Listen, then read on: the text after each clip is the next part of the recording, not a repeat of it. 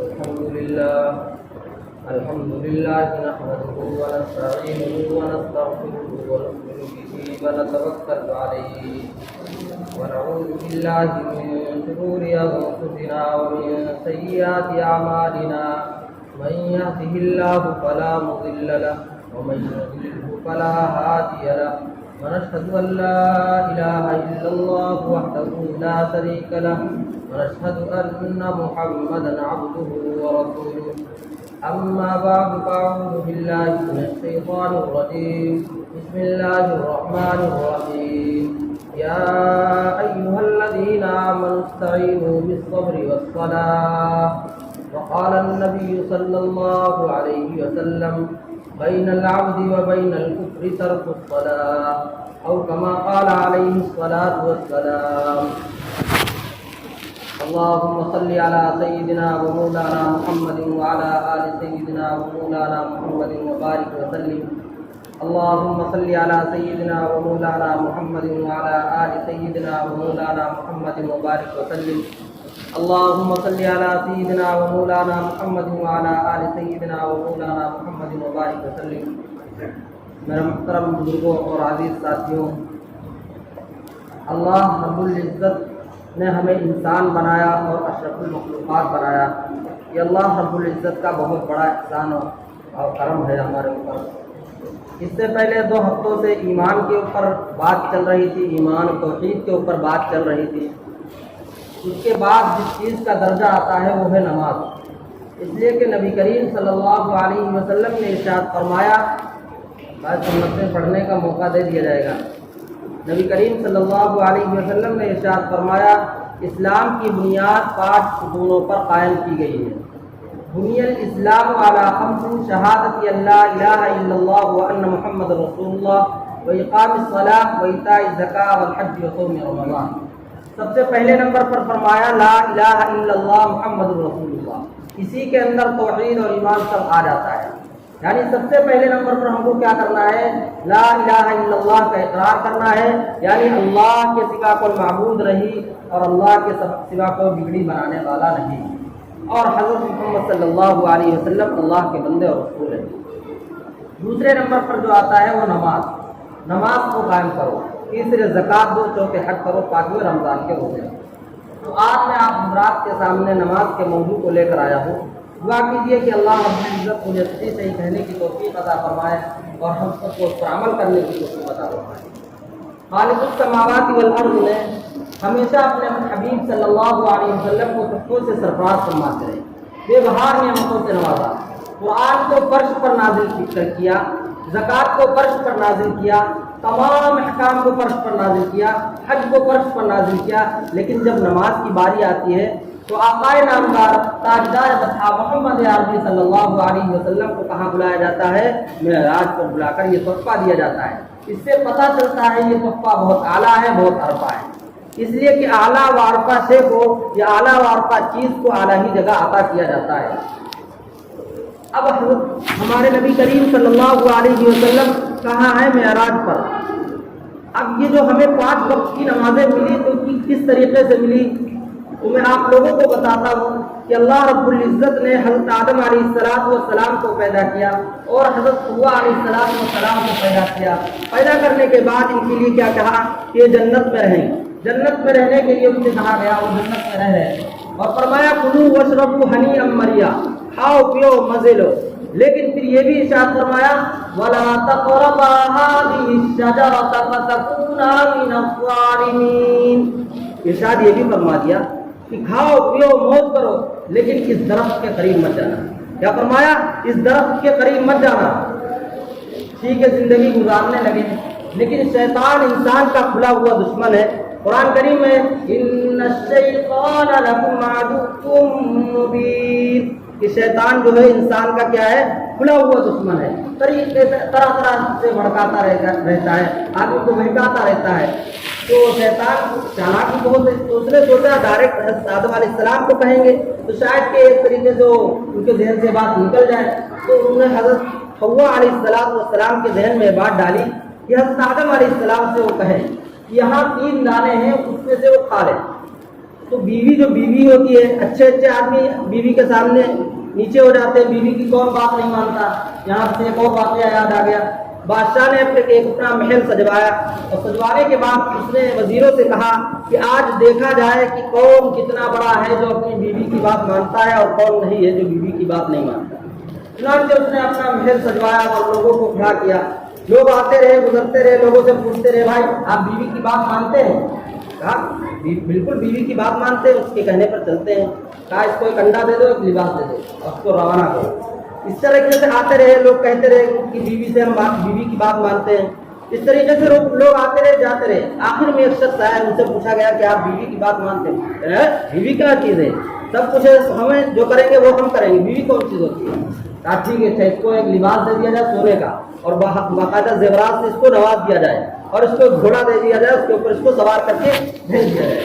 وہ صاحب گھوڑے پر سوار ہوتے ہیں، بیٹھتے ہیں، باقاعدہ سونا زیورات سے لدے ہوتے ہیں، چلتے ہیں گھوڑے پر سوار ہو کر، بیوی کے گھر پہنچتے ہیں۔ بیوی دیکھتی ہے کل تک مزدوری کرنے والا گھوڑے پر بیٹھ کر گھر میں داخل ہو رہا ہے، کیا وجہ ہے؟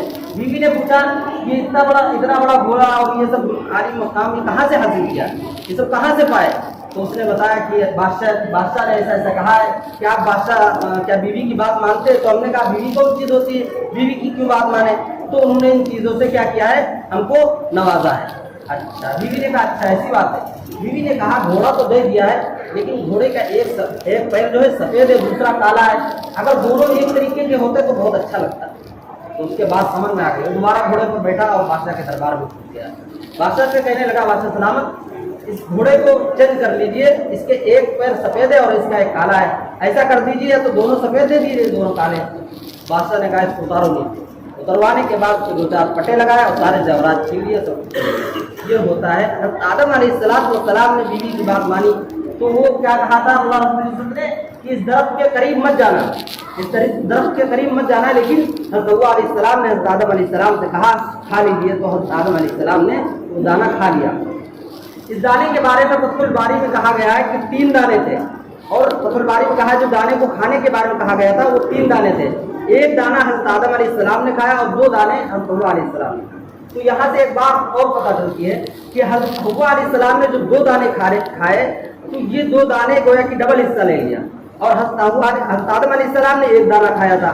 تو اللہ رب العزت نے میراث کے مسئلے میں بتا دیا للذکر مثل حظ الانثیین کہ اب مرد کے لیے 2 حصے ہوں گے اور عورت کے لیے کیا ہوگا، 1 حصہ ہوگا۔ وجہ کیا ہے، جنت میں عورت نے اپنا ڈبل حصہ مان لیا ہے، تو اس وجہ سے اس کو عورت کو کیا دیا جائے گا، سنگل حصہ دیا جائے گا۔ اب جو وہ دانے کھائے تھے اس کے اندر نکلا کیا تھا؟ تو حضرت آدم علیہ السلام نے جو دانہ کھایا اس میں تو کچھ بھی نہیں نکلا۔ جو حضرت حوا علیہ السلام نے دانہ کھایا اس 2 دانے تھے، ایک میں پانی نکلا اور دوسرے میں خون۔ تو اللہ رب العزت نے ان عورتوں کے اوپر دونوں چیزوں کو کیا کر دیا، مسلط کر دیا، یعنی عورتوں کے اندر پانی بھی ہے اور خون بھی ہے۔ کس طریقے سے پانی تو آپ جانتے ہیں کہ رونا شروع کر دیتی ہے تھوڑی سی بات پہ، عورتیں کیا کرتی ہے، تھوڑی سی بات پہ رونا آ جاتا ہے ان کو۔ تو اس طریقے سے عورتوں کو بہت زیادہ اللہ رب العزت نے کیا دیا ہے، ان کے اندر پانی رکھ دیا ہے، اور اسی طریقے سے خون تو مہینے سے آتا ہی ہے، آپ لوگ جانتے ہیں۔ تو اس طریقے سے اللہ رب العزت نے ان کو عطا کیا۔ بہرحال ہم کہہ رہے تھے جو یہ نماز کے موضوع پر، تو جب ان سے کہا کہ آپ اس درخت کے قریب مت جانا، انہوں نے اس درخت سے دانہ کھا لیا، اللہ رب العزت کو یہ بات ناپسند ہوئی۔ اللہ رب العزت نے کہا اب آپ کو جنت میں رہنے کا حق نہیں ہے، آپ دنیا میں چلے جائیں۔ دنیا میں اللہ رب العزت نے ان کو بھیج دیا۔ حضرت آدم علیہ السلام دنیا میں آ جاتے ہیں، بیوی سے دور ہو جاتے، 300 سال بیوی سے کیا رہے، دور رہے، سجدے میں روتے رہے، پکارتے رہے، اپنے مولا کو پکارتے رہے۔ رب 300 سال کے بعد کہتا ہے، ایک صبح آتی ہے، اس دن کہتا ہے حضرت آدم اٹھ جائیے، اب اٹھ جائیے، بہت دن ہو گئے، آج میں آپ لوگوں کو وہ دعا سکھلاتا ہوں۔ اللہ رب العزت کہتے ہیں حضرت آدم علیہ السلام کہ آج میں آپ کو وہ دعا سکھلاتا ہوں جو آنے والے لوگوں کو اگر آج آپ یہ دعا بتلا دیں گے تو ان کے تمام گناہوں کو ہم کیا کر دیں گے، معاف کر دیں گے۔ کون سی دعا فرماتے ہیں؟ اللہ رب العزت فرماتے ہیں آدم اٹھ جائیے اور دعا کیجیے، ربنا ظلمنا انفسنا وان لم تغفر لنا وترحمنا لنكونن من الخاسرین۔ یہ دعا فرمائی اللہ رب العزت نے۔ دعا کیا کی، سکھلائی حضرت آدم علیہ السلام کو۔ جب حضرت آدم علیہ السلام کو دعا سکھلائی اس کے بعد کہا آپ کو میں کیا کرتا ہوں، نبی بناتا ہوں۔ تو یہ جب نبی بنایا تو اس کے اوپر 2 رکعت شکرانے کی نماز پڑھی، اور وہ وقت ہو رہا تھا کون سا؟ فجر کا وقت ہو رہا تھا، اس وقت 2 رکعت نماز پڑھی۔ اللہ کے رسول صلی اللہ علیہ وسلم کہا ہے معراج پر اللہ تبارک تعالیٰ فرما رہے ہیں اے محمد صلی اللہ علیہ وسلم اپنی امت کو یہ 2 رکعت دے دینا، اور 300 سال رونے کے بقدر جتنا ثواب ہوتا ہے، اور ایک نبی روئے جتنا ثواب ہوتا ہے، اتنا ثواب فجر کی 2 رکعت کے اندر صرف 10 منٹ کے آپ کی امت کو میں دے دوں گا۔ کیا فرمایا؟ 10 منٹ میں صرف آپ کی امت کو دے دوں گا۔ یہ ہم کس کے ساتھ ہے؟ یہ ہم لوگوں کے ساتھ کیا ہے؟ یہ ہم لوگوں کے ساتھ کیا گیا۔ حضرت آدم علیہ السلام 300 سال رو رہے ہیں، رونے کے بعد ان کو 2 رکعت نماز پڑھنے کا حکم دیا گیا، اس کے بعد ان کو وہ اجر و ثواب دیا گیا، اور ہم کو صرف کتنے منٹ میں؟ 10 منٹ میں ملتا ہے، ہم وہ فجر کی نماز ایسے سونے میں گزار دیتے ہیں۔ تو یہ 2 رکعت جو فجر کی نماز ملی ہم کو وہاں سے ملی۔ اب آئیے ظہر کی نماز۔ ظہر کی نماز کس طرح ملتی؟ حضور صلی اللہ علیہ وسلم کہا ہے معراج پر حضرت ابراہیم علیہ السلام کا واقعہ ہوئی۔ حضرت ابراہیم علیہ السلام حضرت اسماعیل اپنے بیٹے کو لے کر چلتے ہیں ذبح کرنے کی طرف۔ اس کا واقعہ بھی آپ کے سامنے ایک تفصیل کے ساتھ آ جائے گا کہ ذبح کب ہوا، کہاں سے شروعات ہوئی، قربانی کی کہاں سے ابتدا ہوئی۔ آنے والے دنوں میں انشاءاللہ اس کے بارے میں، اور آ بھی رہا قربانی کے دن بھی انشاءاللہ اس کے اوپر پوری تفصیل آئے گی۔ تو حضرت ابراہیم علیہ السلام اسماعیل علیہ السلام کو لے کے چلتے ہیں، اور کہتے ہیں مینا کی طرف چلتے ہیں، اور کہتے ہیں بیٹے میں تم کو ذبح کرنے کے لیے چل رہا ہوں۔ تو اسماعیل کہتے ہیں کہ ابا جان باپ بھلا بیٹے کو ذبح کرتا ہے؟ کہتے ہیں نہیں ایسی بات نہیں، بلکہ رب کا حکم ہے۔ انی ارا فی المنام انی اذبحک فانظر ماذا تری۔ کیا کہہ رہے ہیں؟ حضرت ابراہیم علیہ السلام کہہ رہے ہیں میں خواب میں دیکھ رہا ہوں کہ تم کو کیا کر رہا ہوں؟ ذبح کر رہا ہوں۔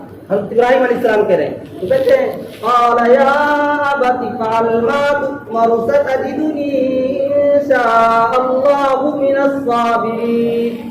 حضرت اسماعیل علیہ السلام کا کیا جواب؟ اسماعیل علیہ السلام کہہ رہے ہیں کہ ابا جان اگر یہ اللہ رب العزت کا حکم ہے تو میرے لیے اگر 100 جانیں ہوں گی تو 100 جانیں کو بھی میں کیا کر دوں گا؟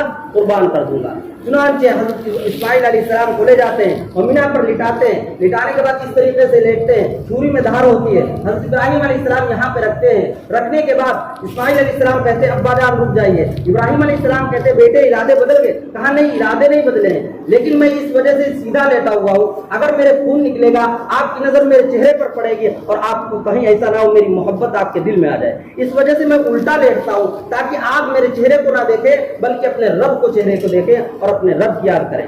چنانچہ حضرت ابراہیم علیہ السلام کیا کرتے ہیں؟ ان کو اسماعیل کو الٹا نکال دیتے ہیں اور چھری چلانے کی ابتدا کرتے ہیں۔